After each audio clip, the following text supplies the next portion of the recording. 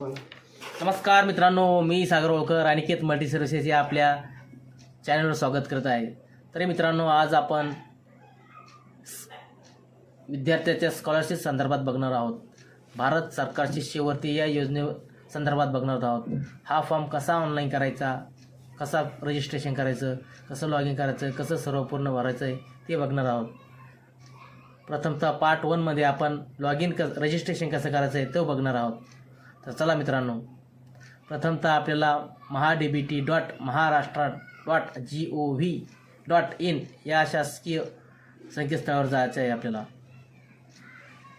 या संकेतस्थळावर गेल्याच्या नंतर न्यू रजिस्ट्रेशन टॅब हा ओपन होईल.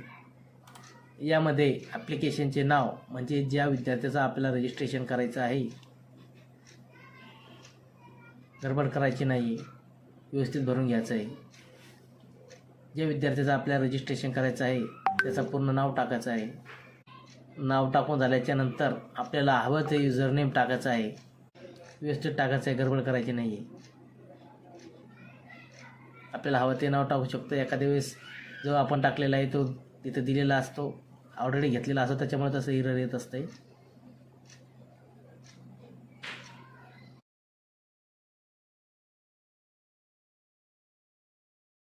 त्यानंतर पासवर्ड आपल्याला हवा जो तो पासवर्ड टाकून घ्यायचा आहे व्यवस्थित, जो आपल्याला कायमचं लक्षात राहील तो टाकून घ्यायचा आहे.